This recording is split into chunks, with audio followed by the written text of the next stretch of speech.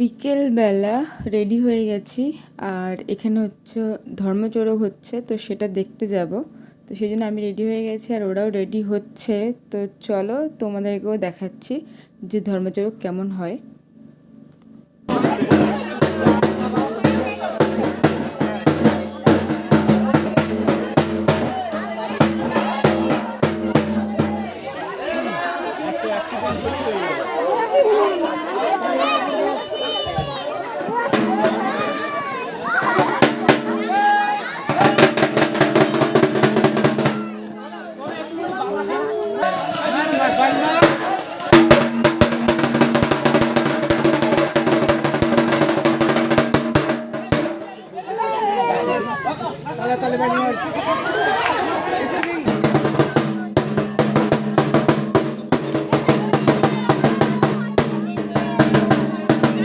তো এটাকে বলে কুমির ভাঙা। তো সেটা হচ্ছিল, তো আমরা একটু মানে ওইখানে গ্রামটা একটু ঘুরে দেখছিলাম চারিদিকে কেমন। তো আমরা চলে যাচ্ছি আর দেখলে কত কাঁঠাল গাছে হয়েছে, তো ওখানে একটু হাসাহাসি করছিলাম। তারপরে ওখান থেকে চলে গেছিলাম একটা মাঠে।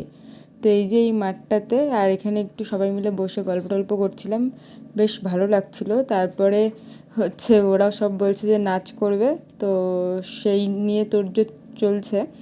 আর এখানে বেশ সুন্দর পাট গাছ হয়ে আছে দূরে, আর গরু টরু বাঁধা, বেশ ভালো লাগছিল। তো এই যে দুজনে নাচ করছে, তো নাচ করতে করতে কুকুর চলে এসেছে সামনে, তাকে তাড়াচ্ছে। তারপরে নাচ করতে করতে পেছনে গরুর যে কাকুটা, মানে ওই কাকুটা হচ্ছে ডাকছিল ওদেরকে, তো সেদিকে ধ্যান দিচ্ছিল। মানে এইসব করতে করতে মোটামুটি হলো আর কি। তো তারপরে চলে গেছি। শিলাল ডাকছে, এই যে এদের কাছে কাঁঠাল হয়েছে।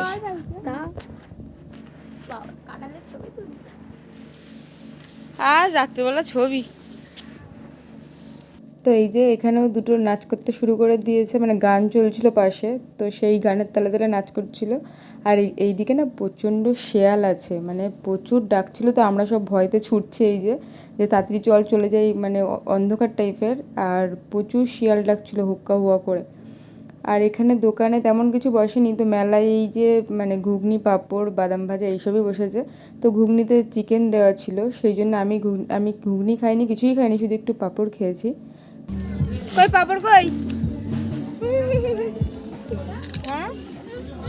তারপরে পাঁপড় টাপড় খেয়ে যে বাড়ির দিকে রওনা দিচ্ছি, কারণ মানে ঝাঁপ হয়, মানে যেমন চড়কে যেমন ঝাঁপ হয় সেরকম এখানেও ঝাঁপ হয়, কিন্তু দেরি আছে।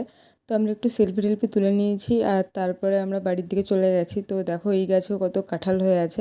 এটা হচ্ছে আমার বড় ভাগ্নির জায়ের বাড়িতে।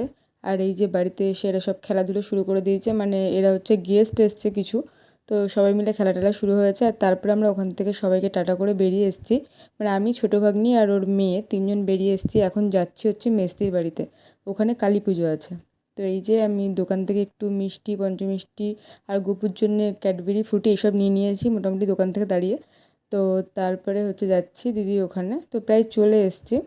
আর এই দেখো দিদির বাড়িতে ঢুকেই কাকে দেখাচ্ছি, এই যে হচ্ছে গোপু আর গোপাল, মানে দিদির গোপাল আর আমার গোপু দুজনে বসে আছে দোলনায়। আর এটা হচ্ছে দিদির ঠাকুর ঘর।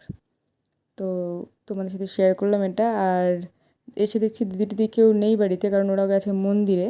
আর এখানে সব দস্যুগুলো সব বদমাশি করছে, এই যে মানে দিদি, শেষ দিদির ছেলে, আর ওটা হচ্ছে আর একটা দিদির ছেলে।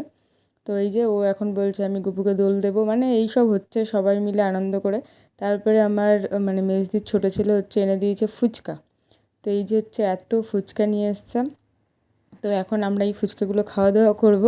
আর তারপরে দিদি হচ্ছে বুট ভিজিয়ে রেখেছিল, তো আমি সেদিকে ঘুগনিটা করতে শুরু করে দিয়েছি।